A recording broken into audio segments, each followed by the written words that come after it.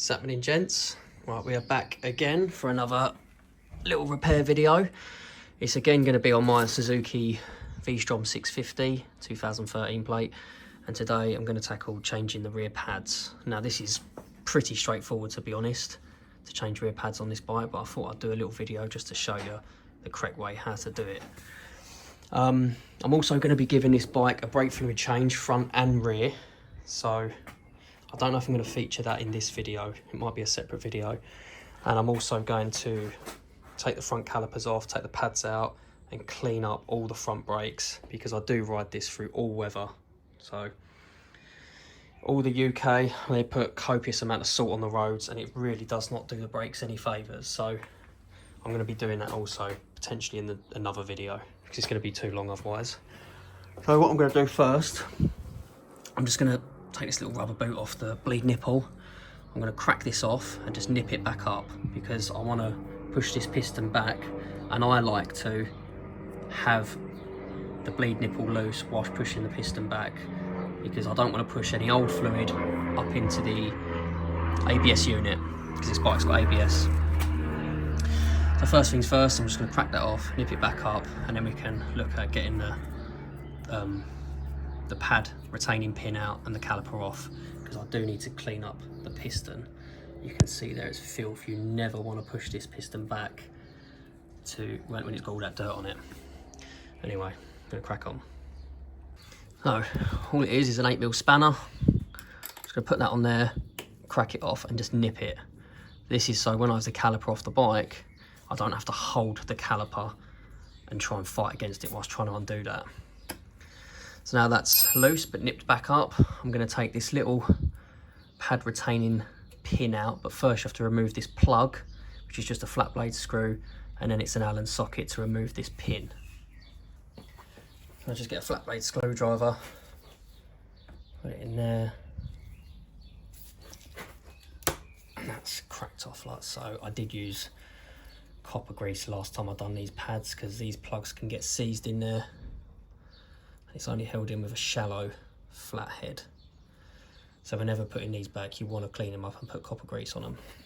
Well, they can be a nightmare getting out.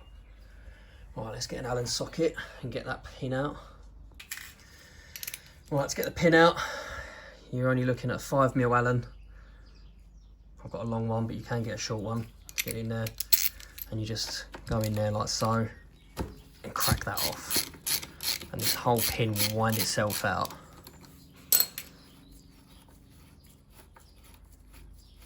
This pin does need a really good clean up, but we'll do all that before we put it back together.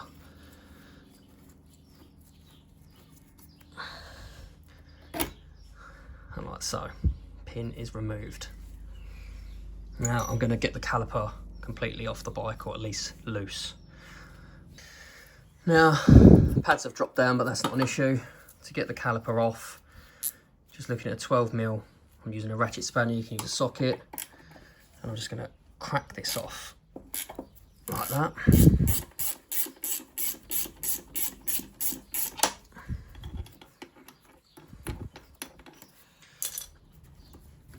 And that's removed this pin. And then the caliper should come up. All these pads will come out. Definitely got my money's worth out of these pads. And then it will lift up to the point where I just want to lift it up and then pull it out of the bike. Right, so I managed another way. I thought it weren't going to be possible, but I managed to get away with it. This back bolt here was seized up, so I can't lift it up and get it out, because you can see around there the caliper's hitting the disc, and I ain't getting enough clearance to lift it up because the brake pipe's there. You can see it hitting. But I managed. It was just about to round out. I managed to get a better quality socket in there and crack this one off. Now this one will wind out. This is a 6mm Allen around the back here, by the way. And that pin will come out, so you can see that pin needs cleaning up also. This all needs to be, these sliding pins, they need proper silicone brake grease on here. But I'll show you all that when we put it back together. And now the caliper's off, look. So what I want to do first is I'm going to pump the rear brake out just to get this piston to come out ever so slightly, just to expose the clean line. Once it's exposed the clean line, I'm going to get a toothbrush and then hot soapy water and clean all around, the whole way around this piston. Right, so I'm going to pump this piston out now using the rear brake just to expose the clean line there. Don't ever go too far because you'll pop the piston out the caliper and then you potentially can damage the seal, and it's just a pain in the arse to get it back in sometimes. So all I'm going to do here is just push the rear brake piston like that, and you can see there it's exposed the nice clean line there. You never want to just push this piston back with all that dirt on it. You want to pump it out a little bit, expose the clean line, clean it all up, and then you can push it back. So I'm going to get a toothbrush with some hot soapy water and clean all this up nicely. It will look, this outer bit will look the same as that bit I've just pumped out. Right, so all I'm going to do is I'm just going to use some of this Muck Off motorbike cleaner and spray the caliper. And then I'm going to use an old toothbrush and just clean up. Try not to bend this brake hose too much. I'm just going to go around there and give this a nice clean up all around that piston. Don't worry about too much about getting water in the caliper because this is still nipped up, remember, this brake bleeder.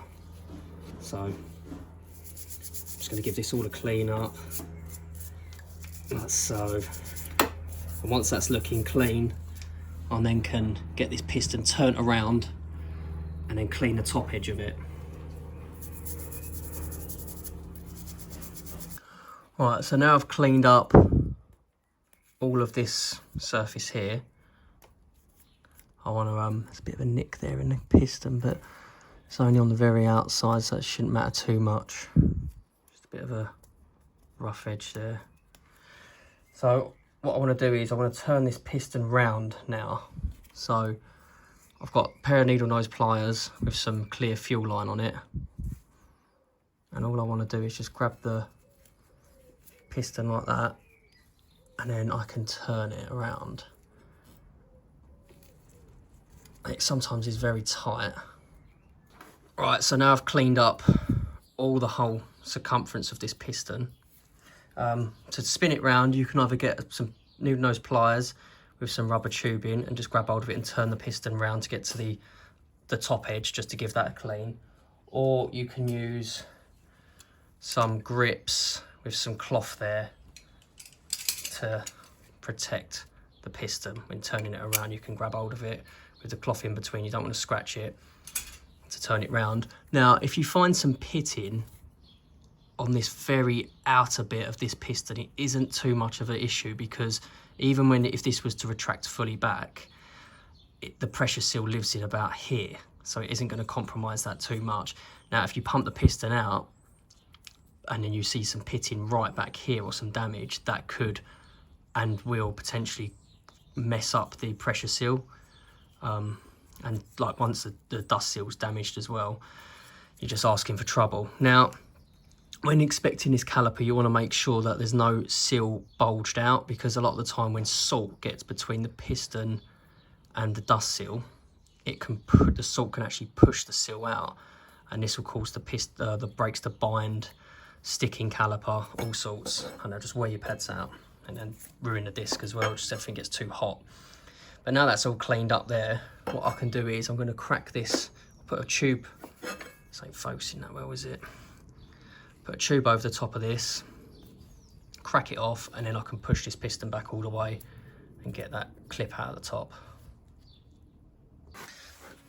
So because we previously cracked this off earlier, I'm going to crack that bleed nipple off, put a hose over the edge going into a bucket down there. Give that right the way back, and then when I push this piston back, the fluid will come out. You can sometimes most likely push it back by hand if the caliper's cleaned up enough. So you can see I'm pushing that back there and the fluid's coming out, and I'm only pushing it back by hand. It should go back nice and smoothly. like so. Now that's pushed back enough, I can then nip up this bleed screw. And what I've done there, all the old brake fluid behind this piston, I've not just pushed that back into the ABS unit. I've actually expelled it outside, which is, you don't really want to push the old fluid back. I can even, by the look of that, it just doesn't look, it just looks dirty. It's discoloured. You don't want to be pushing that back into ABS pumps. They really can't do them no good sometimes. So I can take this off, take that off, and then I'm going to remove this clip and give this all a nice clean up, give that a nice clean up in there.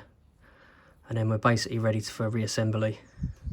Clean up the brake sliding pins, and oh, we've got a clip here as well on the carrier. Give that a clean. Right, so we're back after cleaning it all up. I cleaned all this shim at the back here, so I removed this, cleaned all where this sits, and then cleaned all that up nicely. Just sits in there like so in the carrier. And I removed the spring from here. Let me tilt this up a little bit. Cleaned all in there with just a screwdriver scraping it. Basically, this was full of salt all in here. It wasn't that good. And then I cleaned up all of this pad spring retainer as well. And that just literally lives in there like so. Pushes down. So now I can then go ahead and basically start. Oh, I've got to clean up the pins, the pad retaining pins. I'll show you how I do that. So when it comes to the pad retaining pin, I've already cleaned this up. All I use is just some like basically brake cleaner and a rag, and just clean off all the old silicone grease off of this pin. So that's all done. And when it comes to the pad retaining pin, what I do, I'll show you, so you can see this one with the 5mm Allen one, it's all covered in rust. I put it in the chuck of a drill bit, in a drill rather, get some Scotch-Brite, hold it on there, and basically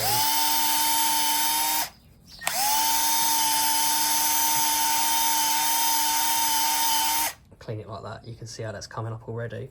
If you've got really stubborn stuff, you can use just a little bit of sandpaper.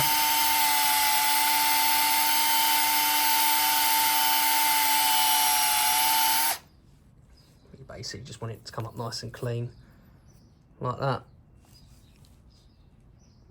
Alright, now another thing I did was I removed this little rubber boot out of here, just pulls out, and I sprayed some brake cleaner in there, and then got a screwdriver on the end of a rag, stuffed it down that hole, and just cleared all the old grease out there also.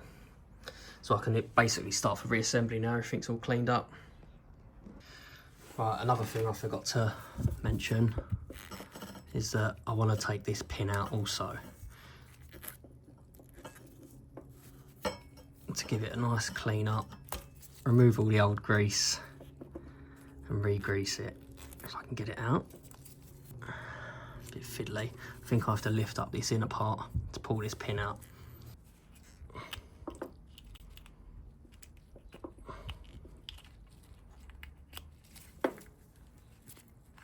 There we go. It's come out. You can see how dry this is. This should be greased up.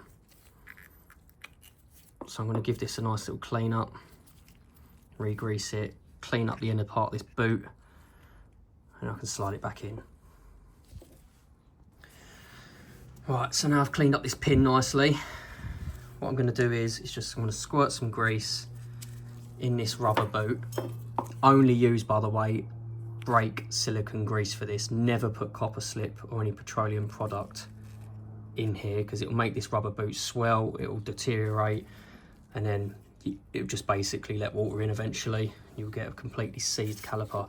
The point of these pins is allow the piston to the whole caliper to move up and down. So obviously the pressure's added this side, so then it's going to push the caliper that side also to make this inner pad contact. It's imperative you make sure all these sliding pins are all clean and greased up. because you're just going to get wear on this one side only. So I've got some of this grease here, it's cheap on eBay. I'm going to squirt some in there like so.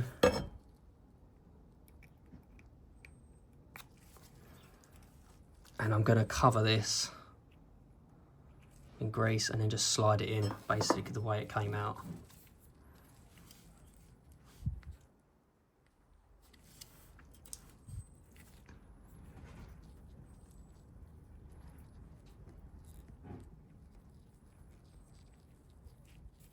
This was bone dry when it came out, so this should do it some favours.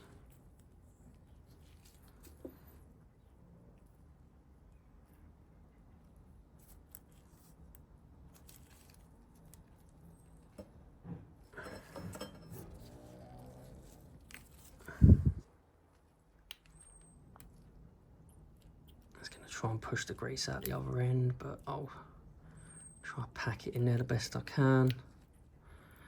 It's probably the first time this has ever been done. This bike is 12 years old now. I'm 47,000 miles.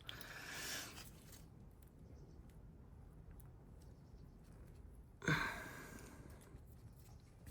going to add a little bit more grease this side, just so it pushes itself in. There we go. And that moves absolutely lovely now. I'll just clean off the excess, but that is perfect. So when you take the caliper off, make sure this inner pin slides in and out nicely, and also make sure this moves as easy as that. It's perfect. Right, I think I'm ready for reassembling the pads now.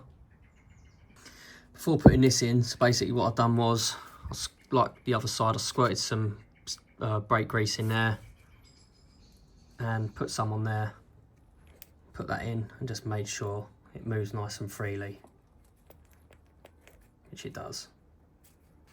Right, so these are the new pads I'm using. I'm going with the sintered pads this time because the ones that came out were organic ones. Still EBC, but they were the organic. Didn't find they last that long, to be honest with you. And you can see how this is the inner pad, the piston side pad. It's very thin, and the other side's a little bit thicker. So you can see where them sliding pins probably were getting a little bit seized up, causing this one to do most of the work. But anyway, put them aside. Here's the new pads. Oh, you've got to make sure you change the shims over. So these are the shims. You've got like a fiberglass looking backing bit, and then you've got the metal bit that just clips over the top. Once it's all in line, you just push down, it all clips in, make sure that hole aligns. Same for the other one. For the piston side pad, again, I've just took these off, give them a little bit of a clean up, and clean the metal backing ones as well. So I'm just going to clip all this back together, and then I can whack them in. So most of this is cleaning, to be honest. Right, so now I'm ready to put these pads in. I've clipped on the inner shim and the outer shim. Now I'm just going to put some brake pad paste. I'm going to use some BMW stuff, I've got some laying around, but you can use some copper slip for this. And you only want to put it on a very thin layer of where the pad actually makes contact to the carrier shim there. So you only really want to put it on this section here, these two top sections, because that's where the spring holds it in place, or holds the tension on the pad, stop it rattling around. And I'm just going to put a thin layer of where the piston makes contact here. Very thin, you don't want to apply too much because all it's going to do is attract dirt. This is just to stop it from getting any brake squeal, really. But yeah, I'm just going to go ahead and do that now. I'll show you whereabouts I apply it. So you just want to apply a little bit here. Just got some on my finger. A little bit there. At the top.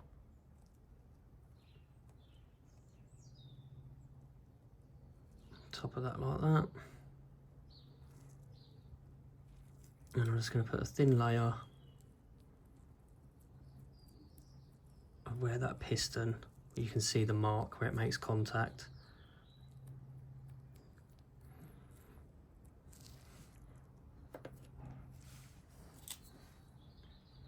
Let's get a little bit more.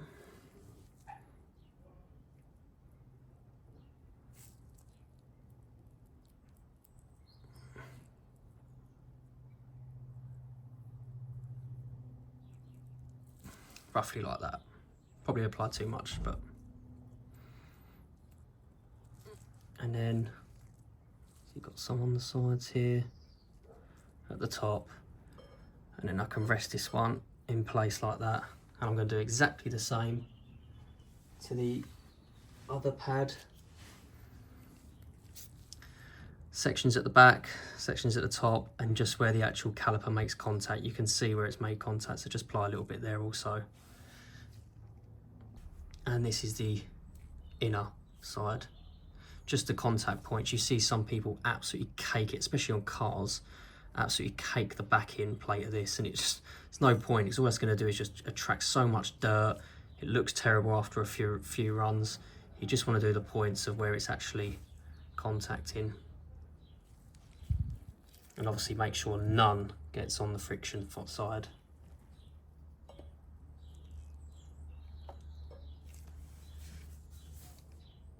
Forgot to mention, you've also got to put some at the bottom there, because that's where it makes contact.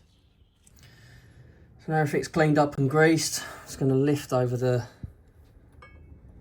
caliper in place, like so. And I'm going to just put, so this has all got the silicone brake grease on it. I'm just going to apply a tiny bit of copper grease, because this does like to seize in there. At the end of the day, it is an aluminium caliper with a steel pin going through it. So I'm just going to apply a little bit of that on there like that. And then screw this in.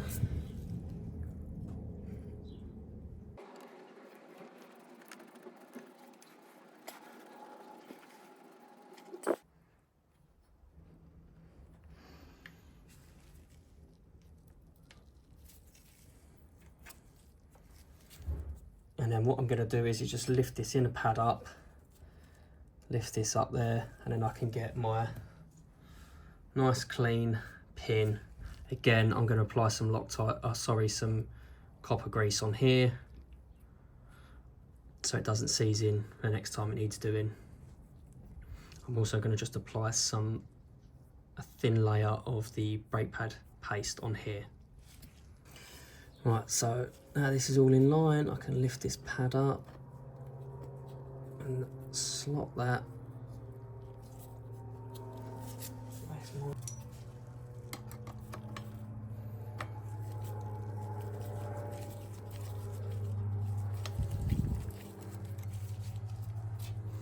A little bit of the copper grease on there.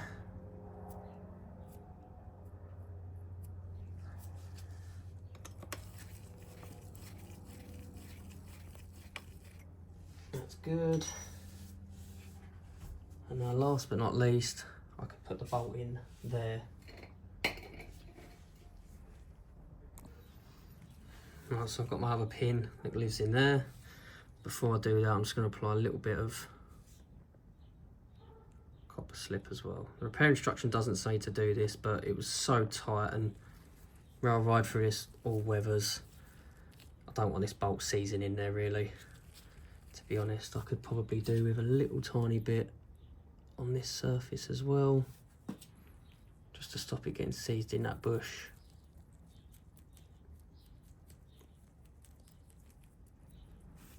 Like so.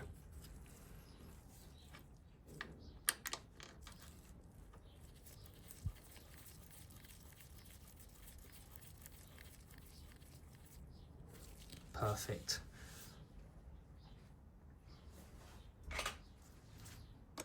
Right, I'm going to have a quick look and then see what the torque settings are for these. But now that's nipped up, you can see how nice that caliper moves. And that's how it should be. Right, so I've just torqued all these up. That goes to 23 Newton meters. The little pin that lives in there goes to 17 Newton meters. And then this big one around the back goes to 27 Newton meters. And the little plug, it says to do 2.5, but there's no way. I'm just gonna literally put it back in with a screwdriver and nip it ever so slightly. Put a bit of copper slip in there as well.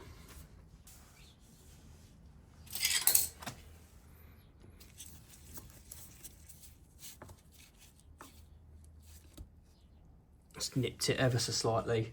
You don't want that ever getting seized in there. It's a nightmare to get out. Now if I pump the rear brake pedal out, take up the slack.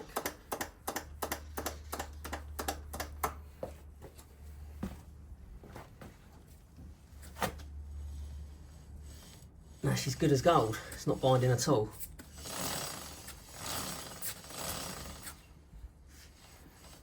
It's as sweet as a nut. Now I can go ahead and bleed the brakes.